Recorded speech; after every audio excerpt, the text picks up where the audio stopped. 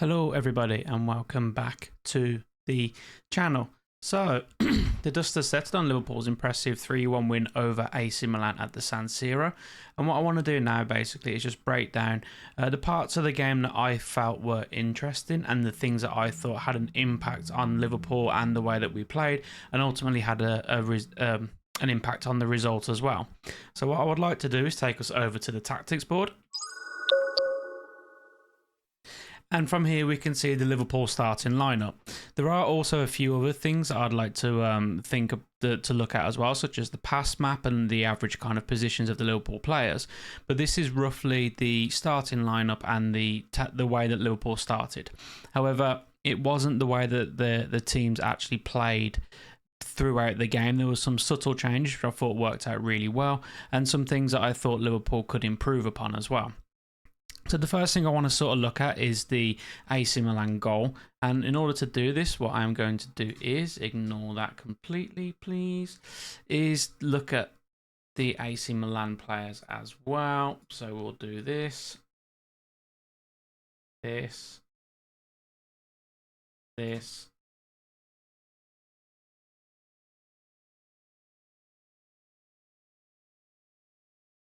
and this. So this is the way that AC Milan also lined up as well, with the 4-3-3 shape, utilising three midfielders, back four, and then their three strikers.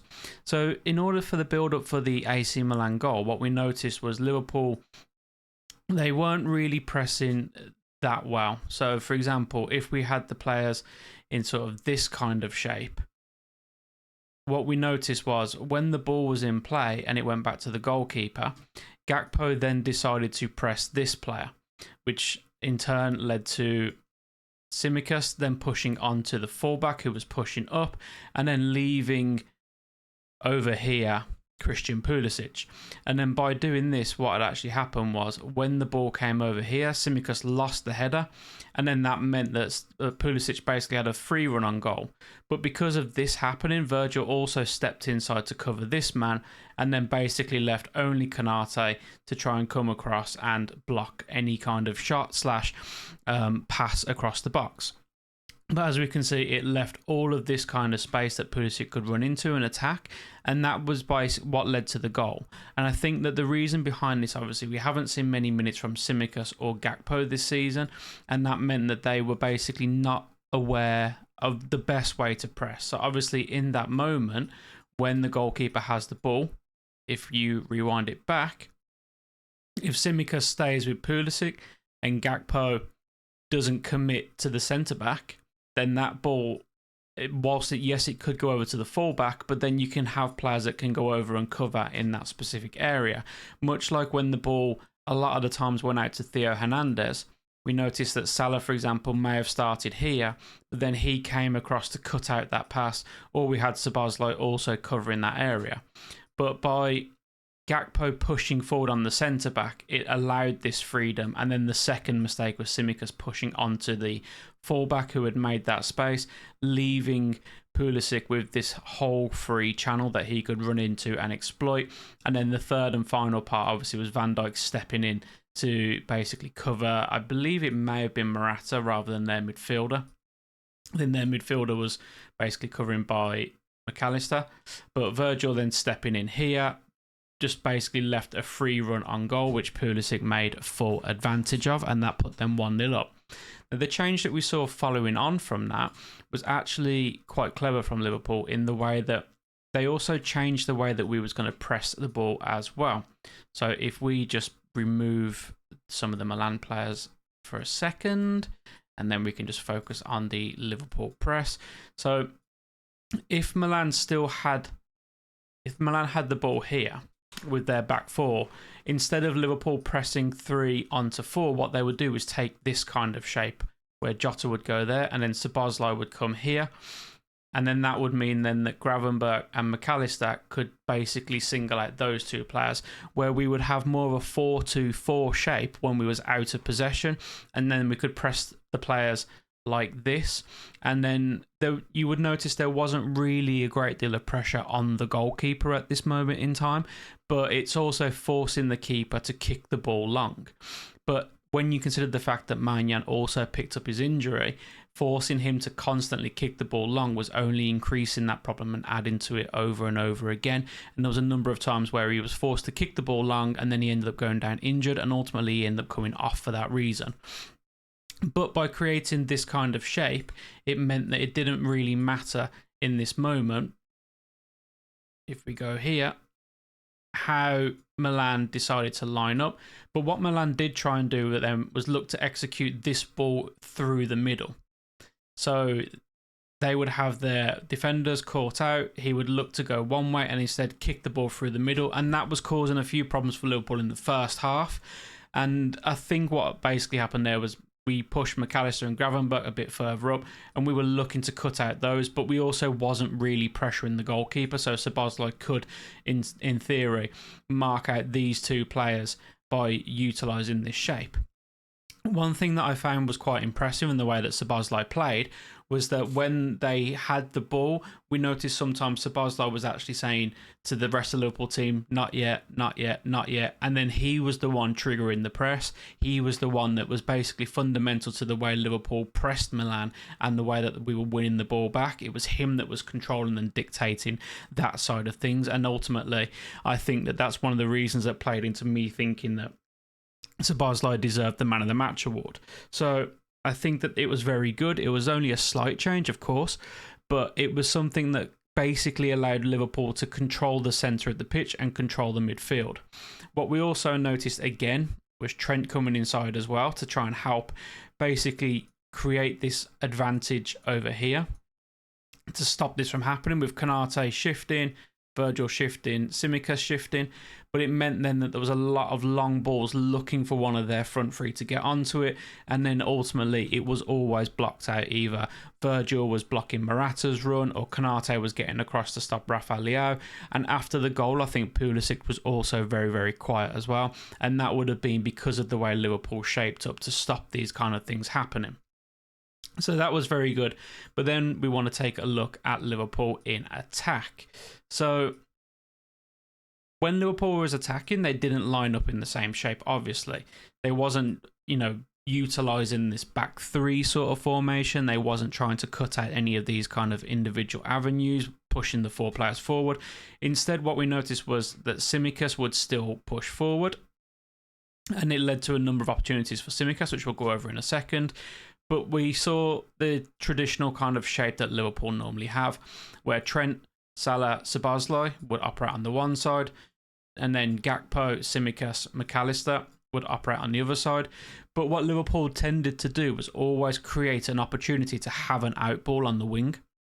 So there was a number of times where Liverpool would create this sort of numerical advantage over on the one side with players pushing across here, and then we'd notice, say, Konate would then do a long switch over to Gakpo, or Trent would do a long switch over onto the left-hand side and basically try and isolate a 1v1 with Gakpo versus the fullback. And Gakpo had a lot of joy in the game by doing that. And likewise, we also saw it on the other side as well. So if Jota would pop over onto the left-hand side and Liverpool would build up over here, then there would be that long ball over to Salah on the right-hand side, which again tried to isolate Salah against Theo Hernandez so he could get his 1v1. And then Slot spoke about it in the post-match, saying about, you need the team to function better so players could then let their individual quality shine through.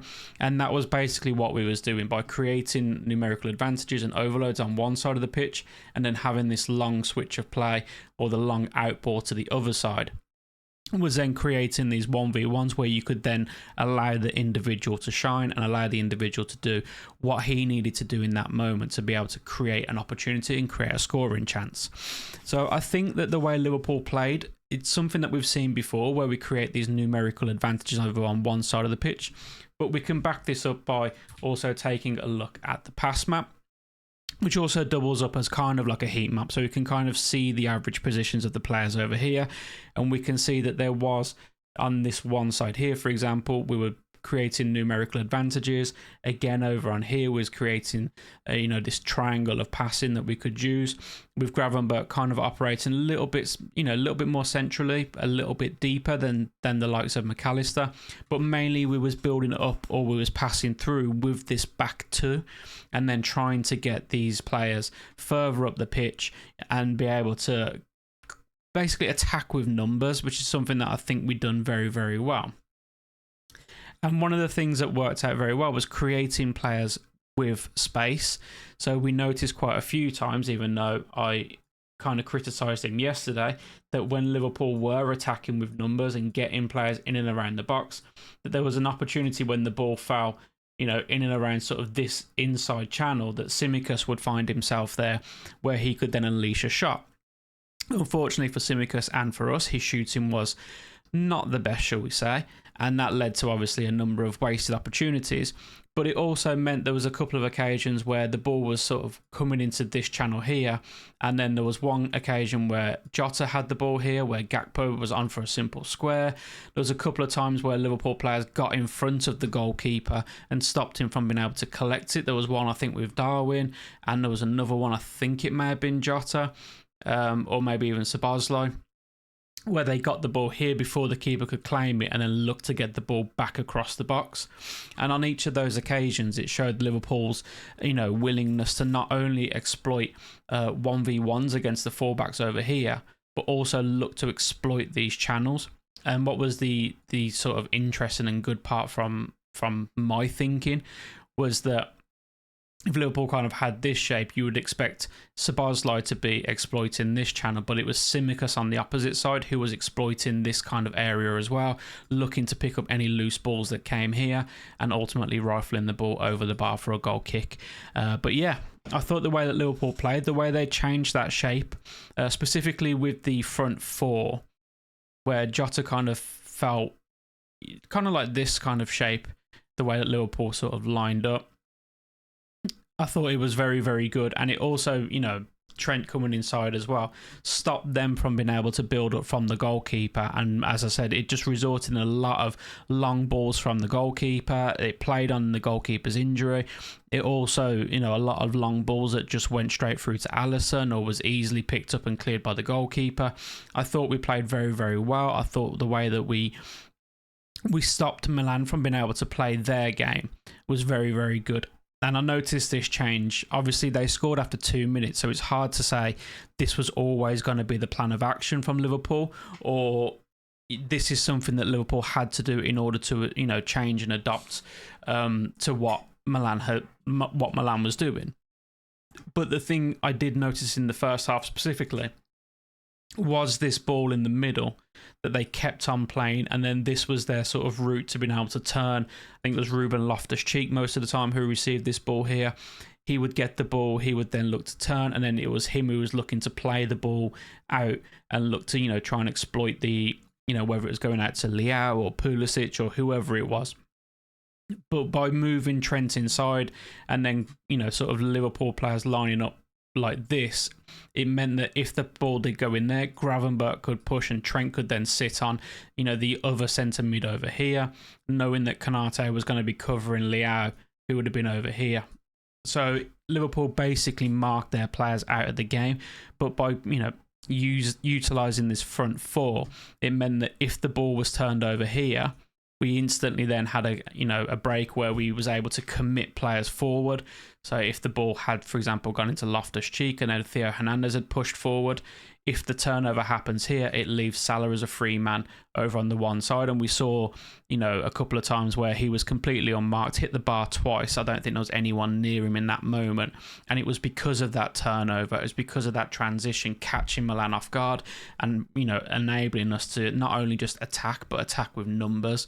And I think that that's one of the things that Liverpool have done really well in the opening 3 games this season. Obviously, it didn't work out against Nottingham Forest, but we saw it again here. But it's also, acknowledging those little tweaks that get made, during the game. Whether it was, again, it's hard to say because they scored after 2 minutes, but whether Slot had noticed this and then using Szoboszlai to be one of those front four players, creating that almost 4-2-4 shape, when we were out of the ball and their goalkeeper had it, if that was something he noticed and then decided, okay, what we can do is this now, and it's actually going to give us an advantage in that moment. And it did, because it meant that we were forcing them to just use long balls the whole time, and then relying on the aerial ability of Virgil, of Konate, relying on the fact that, you know, a lot of their long range kicking was off target, meant that we could just exploit that, you know, that kind of position and that kind of shape. The other thing I wanted to touch on quickly was the corner kick routine, because I thought both of them went really well. So obviously Konate scored the free kick. You know, so if a corner was kind of lined up like this, where we'd leave on a Trent and McAllister back, or maybe even Gravenberch, have Trent go a bit further forward, for example, what we noticed was Virgil was basically sticking on and behind their goalkeeper. And it was their player Reinders that was basically tasked with man marking Virgil to stop him from, you know, putting pressure on the goalkeeper, stopping the keeper from being able to come out and claim the ball. But he was the guy kind of tasked with doing that. What Virgil done for his goal, I thought, was really good, in that he knocked Reinders out the way and then peeled off the front. As he done that, Maignan kind of put his arm out to stop.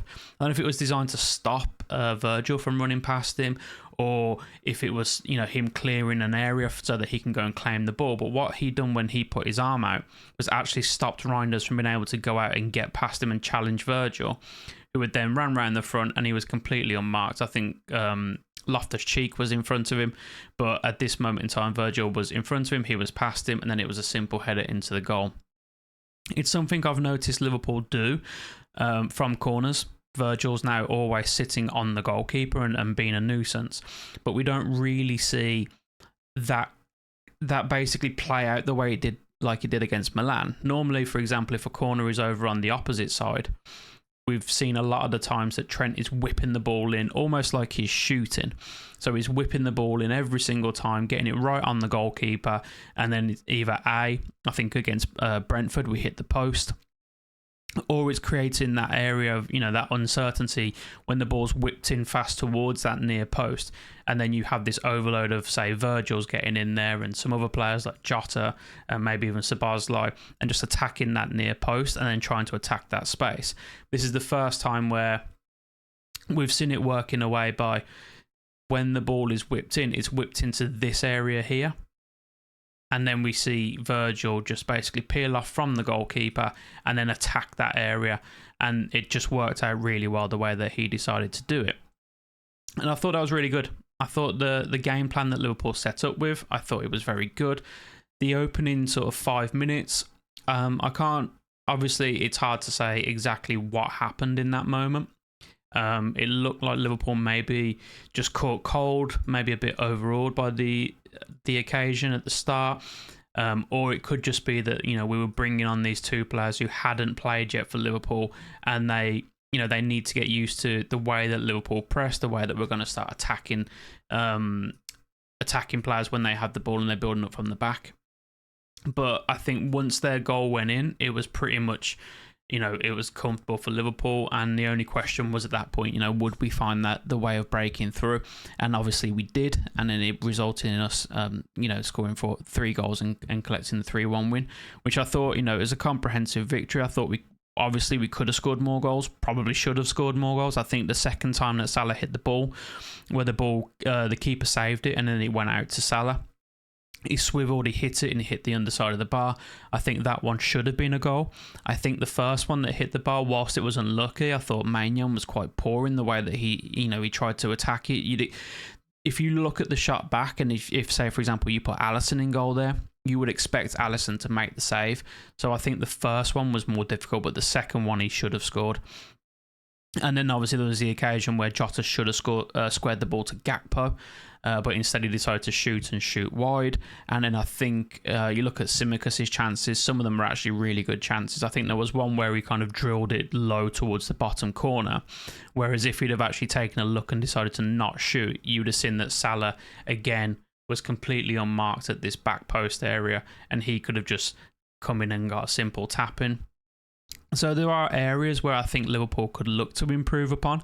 Normally I say that I'm not a big fan of long range shots, but on this occasion I understand why Gakpo was doing it.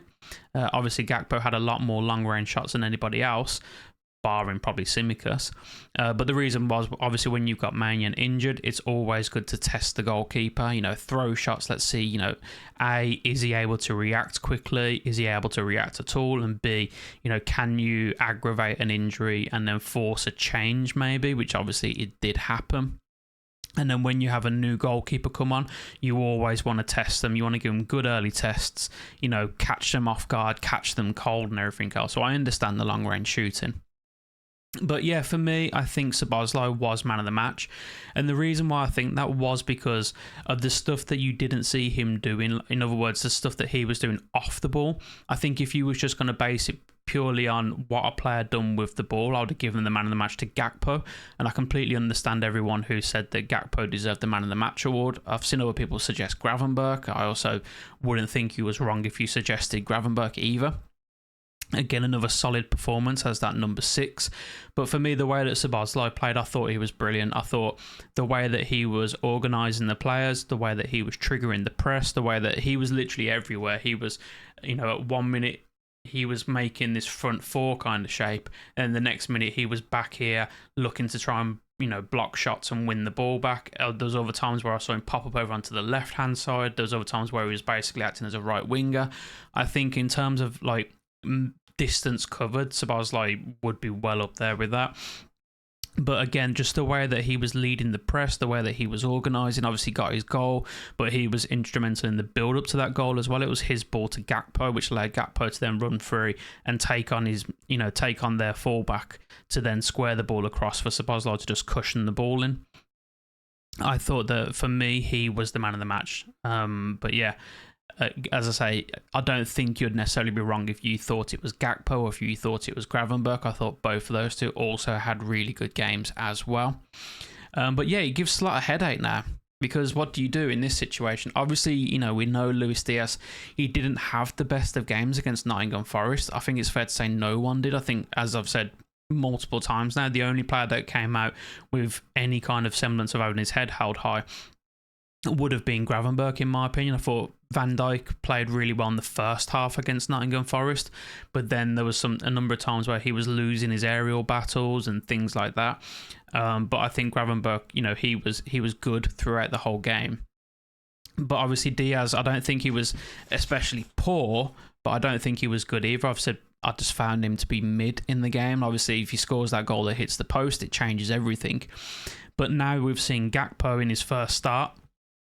And the way that he played, he looked angry, he looked aggressive, he looked determined. I think that that's the most determined I've ever seen Gakpo, to try and score a goal, to try and make something happen, to be that spark for Liverpool. I think him sitting out for 4 games now, sitting on the bench, and then him finally getting his chance, that's the perfect thing. That literally Gakpo's performance is what you want to see from any player that's been sitting on the bench for a long time. You want to see them come on and then make a claim for themselves to be the starter.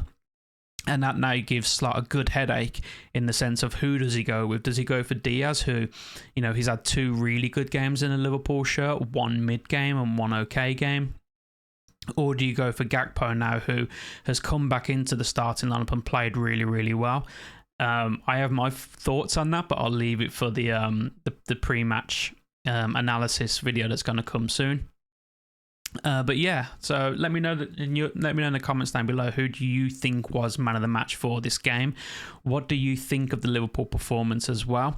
And what do you think this means for us in the Champions League? How far do you think we can go? I was watching the game on Amazon Prime, like everyone else, and they were suggesting Liverpool should be aiming for, to get into that top 8 where we don't have to play a knockout game or the qualifying game or whatever you want to call it.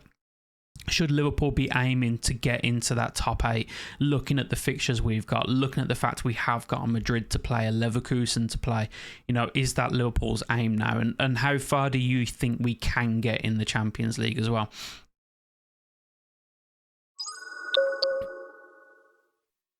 But yeah, that's my thoughts on the game. That's what I noticed whilst watching it.